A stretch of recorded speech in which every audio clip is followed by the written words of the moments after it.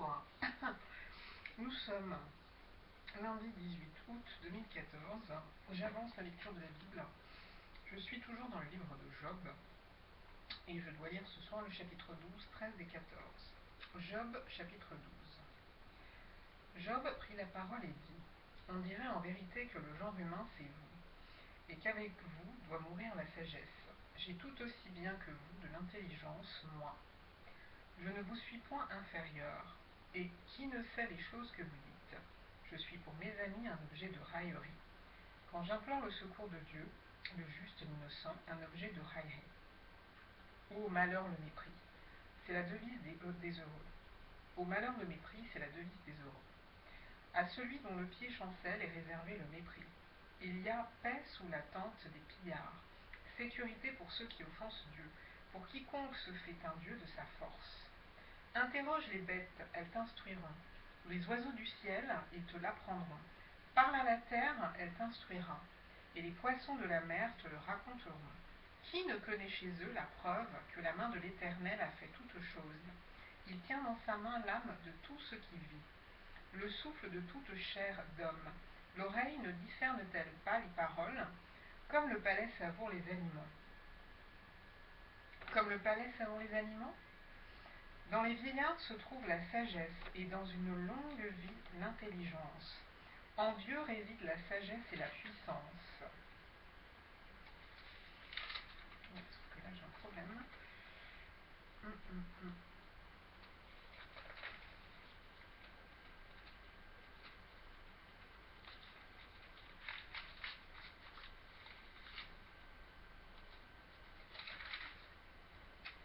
Le conseil et l'intelligence lui appartiennent.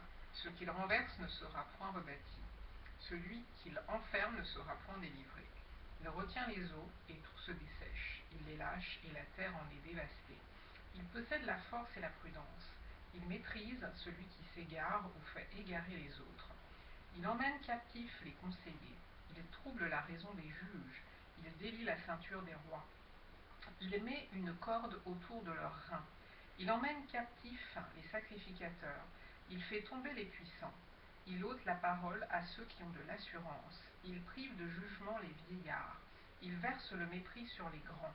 Il relâche la ceinture des forts. Il met à découvert ce qui est caché dans les ténèbres. Il produit à la lumière l'ombre de la mort. Il donne de l'accroissement aux nations, et il les anéantit. Il les éteint au loin, et il les ramène dans leurs limites. Il enlève l'intelligence aux chefs des peuples.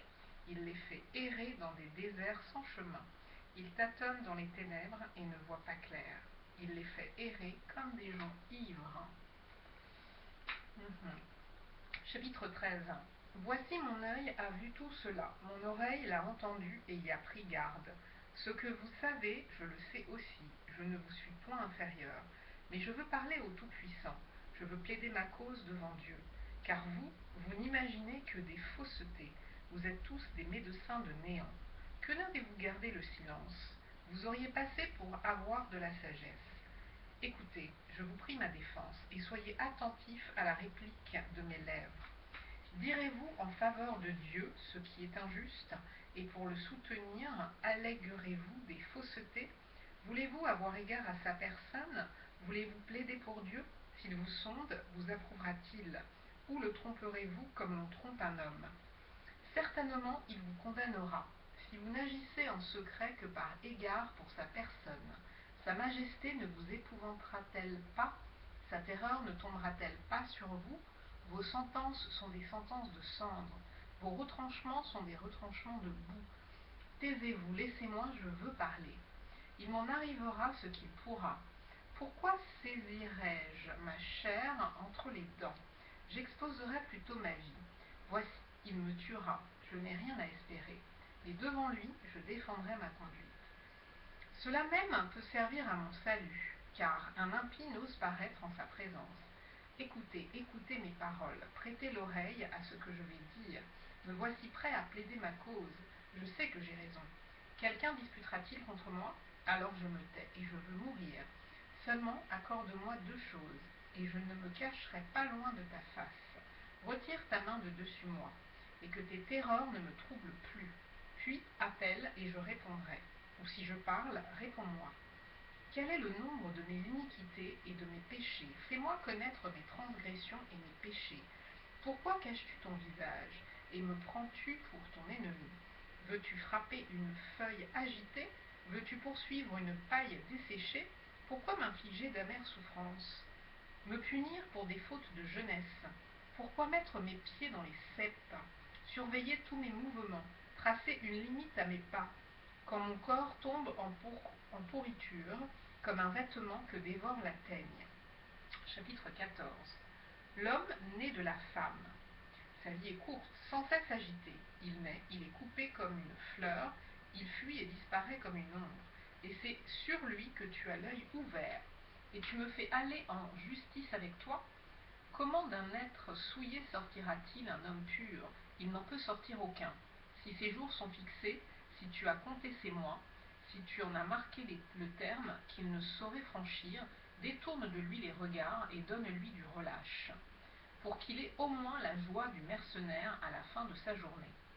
Un arbre a de l'espérance, quand on le coupe, il repousse, il produit encore des rejetons.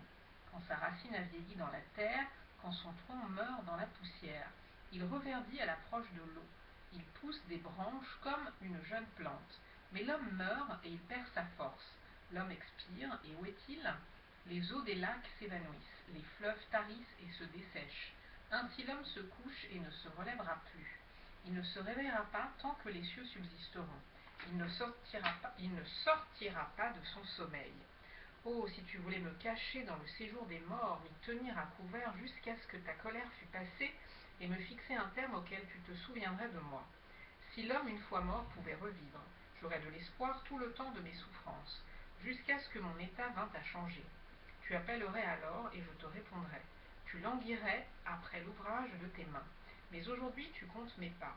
Tu as l'œil sur mes péchés, mes transgressions sont scellées en un faisceau, et tu imagines des iniquités à ma charge. La montagne s'écroule et périt, le rocher disparaît de sa place, la pierre est broyée par les eaux, et la terre emportée par leur courant. Ainsi tu détruis l'espérance de l'homme, tu es sans cesse à l'assaillir, et il s'en va. Tu le défigures, puis tu le renvoies. Que ses fils soient honorés, non, que ses fils, pardon, n'importe quoi, que ses fils soient honorés, il n'en sait rien. Qu'il soit dans l'abaissement, il l'ignore. C'est pour lui seul qu'il éprouve de la douleur en son corps. C'est pour lui seul qu'il ressent de la tristesse en son âme. Bien, je vais m'arrêter là.